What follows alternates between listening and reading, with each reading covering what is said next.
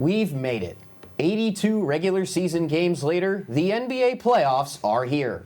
20 teams begin their journey towards the Larry O'Brien Trophy, starting with the play-in tonight. Before everything tips off, I'm Nate Johns, joined by Chris Vadnais and Chase Brosend, here to break down the contenders, pretenders, and every team in between.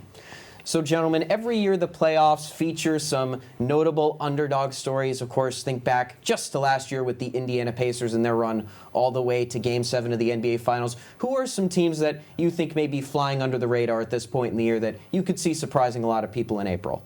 So, yeah, my first pick is going to be actually the Toronto Raptors. They've been a really interesting team to sort of observe over the last few years. They've made a lot of moves that have been sort of flying under the radar, whether that be a little over 2 years ago with the Emmanuel Quickley and RJ Barrett trade for OG Anunoby. I'm going to get more on that later because I think it's one of the best win-win trades as of recent. But just this offseason, picking up Brandon Ingram, who has fit in really well with Scotty Barnes. Those four have been really potent on offense, and you can see that as they've slowly improved over the last few years. My worry for them, though, is when it comes to the front court. I think re-signing Jakob Poeltl this last year was one of, if not the single worst offseason move that happened. So I'm really worried about that, but I think when those four are on the court, it's really hard to name, maybe outside of OKC, four other guys that are on average better than them. Yeah, definitely. That's a good point. I'm going to go with the team that maybe has one of the most surprising stories of the entire season. That's the Atlanta Hawks. They started off 20-25, and they were off to a terrible start, and then they traded Kristaps Porzingis along with Trae Young. So it looked like they were kind of blowing things up and going the tanking route, but actually they did the exact opposite. They've revamped their roster. Nickeil Alexander-Walker's looking great, as well as Jalen Johnson. They're finally emerging into the young stars that they wanted to be. They're finally getting the playing time, and they're just a really fun team. And I think they can be really scared going to the playoffs. They're about to face the Knicks, and we all know what happened last time the Hawks played the Knicks in the playoffs. So I think they can be dangerous. It's definitely going to be an interesting series. First of all, rest in peace to the play-in pals of the last 3 years. Let's all just bow our heads for a second with me, and thank you. Yeah, and unfortunately, the play-in pals kind of fell apart this year. I mean, the Hawks and the Raptors made the actual playoffs. The Chicago Bulls were the Chicago Bulls and didn't even get here. But moving on to some of the teams that you think can be pretenders, if you will, like we saw from the Cavs and the Bucks last year. Pretty easy one for me. I'm going to go with the New York Knicks. I know we got a lot of fans here of New York at Penn State, but I just don't think this team is as scary as they want to be. First of all, Jalen Brunson and Karl Anthony Towns, I'm going to preface this, they are legit players. I think they are a really solid core, and I don't think that is where the problem on this team lies. I think it lies on everything outside of that. I think, first of all, Mike Brown is not utilizing Karl Anthony Towns to the level that he should be. Second of all, their defense mainly surrounds OG Anunoby and Mikal Bridges. Mikal Bridges, who is not worth 5 first-round picks. I think we can all agree on that at this point in time. He's a great two-way player. He fits in well with the team. I don't know what they were thinking paying that much for him. They had to trade away Dante DiVincenzo, who I think would have been a really good piece for them right now. But the biggest problem I see with this team comes with their bench. They cannot score a single bucket in a basketball game. They are so bad at scoring the basketball. It is ridiculous. And I don't even need to tell you this. Just go look at the team stats and look at anyone that's not on the starting five. Aside from Deuce McBride, who is a hooper, I'll tell you that, no one else is averaging more than like 6 points. It's ridiculous. They cannot do anything without their starters on the court. And they tried it with Tom Thibodeau. They tried it with Mike Brown. They tried changing it up, and it's something at the core of the Knicks roster that isn't their actual star players, I think, is the issue for them. Yeah, definitely. For my pick, I'm going to go with another big market team, the Los Angeles Lakers. And about a month ago, I would not be saying this. They looked like one of the best teams in the West. Luka Doncic was playing like an MVP. He was definitely in that conversation. He was leading the league in points. Unfortunately for Lakers fans, he got injured a couple weeks ago, as well as Austin Reeves, and that forces LeBron to be the number one option again. And even though he's arguably the GOAT of our generation, I just think he's a little bit too old to carry that weight and beat a team like the Spurs or the Thunder. So I think they're a pretender. I don't really see them beating the Rockets. And if they do beat the Rockets, they're most likely going to face the Thunder in the second round. And I just don't think that's going to happen. Yeah, and of course, there's always that question of whether a team can push for the Larry O'Brien Trophy. Lakers are going to struggle. I mean, looking at their injury report, my lower body hurts just thinking about it. But we're going to go with a rapid-fire game called O'Brien or Bust. Can these teams get to the Larry O'Brien Trophy, or do they bust beforehand like a bad blackjack hand? Let's start with the top seed in the East, the Detroit Pistons.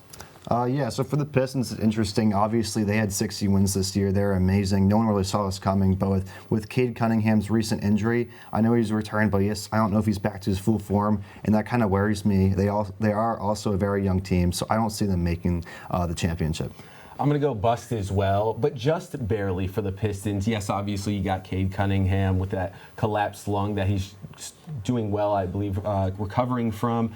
But my main problem with them comes with their three-point shooting. It feels like it's only once a night that someone can actually really get it going and hit those deep shots consistently. I think if they are just one move away from really being where they need to be. Hey, don't sleep on Dennis Jenkins, though. And then for our next team, we'll go to a team that you guys touched on a little bit already, a little bit of a rapid-fire one, the New York Knicks. Yeah, I know Chris already bantered them enough, but honestly, although I have my critiques about them, I do think they are capable of making it to the NBA Finals. They almost did it last year. They are a game away from beating the Pacers in 7. I mean, just a couple of plays away from being in that Finals, and they have just about the same pieces. They still have Karl Anthony Towns. They still have Jalen Brunson, and they have a new coach. I think they're still a very solid team. I think they're capable of making it to the Finals if they can get past the Hawks and eventually the Celtics. You know what, Chase? You've convinced me. Just kidding. Not at all. The Knicks, you heard me earlier, they are pretenders. They are a bust. They will not win with their roster. Moving on to the Cavs. The Cavs are just a really inconsistent team, in my opinion. I mean, just based off recent playoff losses and this whole regular season, they've just been up and down. Even with the accusation of James Harden, I still don't fully believe in them. They're such a talented group, but they can just never seem to really fully piece it together. So I'm going to have to go bust for them. Nate, you already know what I think about the Cleveland Cavaliers. I've been telling this man for 2 years that they are also a bust. They replaced Darius Garland, who I'm also not a fan of James Harden, but I don't really think that's going to change up much. Donovan Mitchell, he's a legit player. He's been a real playoff performer for 2 teams, But I just don't think this is going to be the roster for him. Evan Mobley has just been so disappointing this season, and the rest of the roster, no one's really stepped up like they needed to. All right, then we're going to head out west for our final 2 teams, starting with the Lakers. Yeah, I kind of touched on it earlier. Just the injuries to both Reeves and Doncic are just terrible for the Lakers. If they can manage to come back, then I could see them probably advancing a round or 2, but I'm going to say bust for them, unfortunately, just because of the injuries.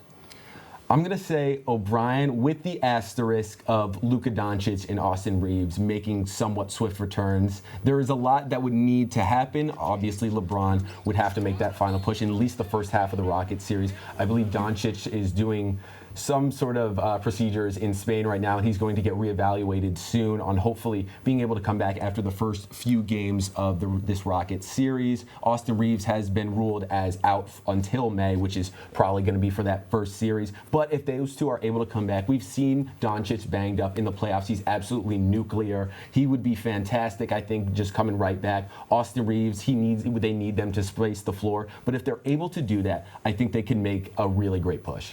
And then for the Rockets, I'm going to ask for a one-word answer. Bust. Super bust.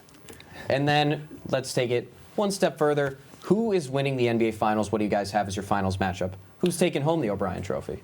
Yeah, so my matchup is going to be the San Antonio Spurs defeating the Boston Celtics in 6 games. Now, I want to start with the Celtics, I think just because of Tatum and Brown's experience in the playoffs and what they've been able to achieve over the last 6 or 7 years. They've been doing a really great job of making deep runs, and even though Tatum's not at 100%, Jaylen Brown's been playing the best basketball of his life. Derek White has a ton of experience, Peyton Pritchard. I think that they'll be able to claw it out of the Eastern Conference, but I don't think they'll be able to pull it off just because I think the Spurs, first of all, are going to make it past OKC. I think Wemby is hungry. He hates losing. He's going to want to get past that hump. And if there's anyone that's going to make a deep postseason run in his first ever playoff appearance, it would be him. And I'm thinking just in a matchup sort of scenario, I think the Boston does not have the utility that they need in the front court to handle Wemby, and in the back court, they just don't have the versatility to handle guys like Fox, Castle,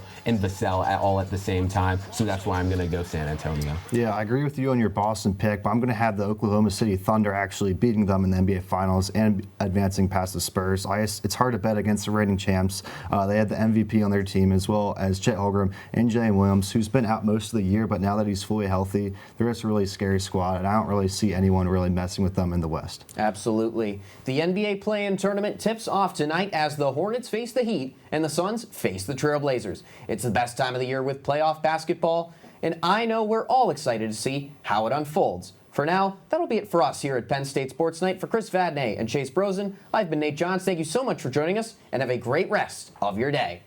Hey everybody, thanks for tuning into this edition of Penn State Sports Night. For more content like this, be sure to subscribe to our YouTube channel, give us a like, and follow our socials down below. And as always, we are Penn State Sports Night.